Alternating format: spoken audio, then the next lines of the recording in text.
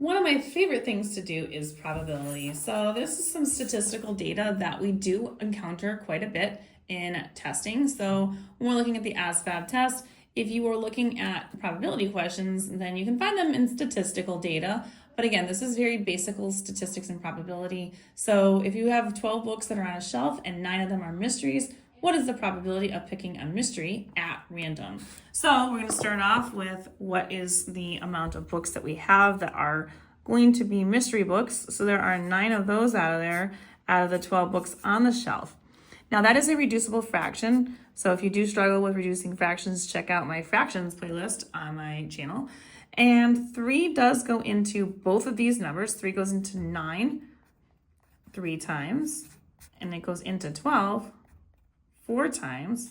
So this is 3/4. So you could leave this as just 3/4, depending upon your answers, if it's an open answer one, or if it is not an open answer, then you would have to figure out as a probability as either a decimal or a percent. So if I was doing this as a decimal, then I would take 3.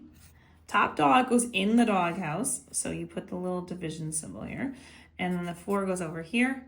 And obviously it can't go in nicely. Will not go into 3. So 0 times 4 can go into 3. So you would do this. 3 to minus 0 is 3. We're going to carry that 0 down. And 4 goes into 37 times. Not quite enough. It's only 28 times. So that's leaving me with 2. And then we're going to bring down that 0 that I wrote over here. And now 4 can go into 20. 5 times, nice and even, which leaves me with a 0 remainder. So 0.75 would be the decimal format of this. And if I wanted to convert that decimal into a percentage, I could do that by multiplying this times 100, or just moving that decimal 2 places over to the right, which makes it 75%.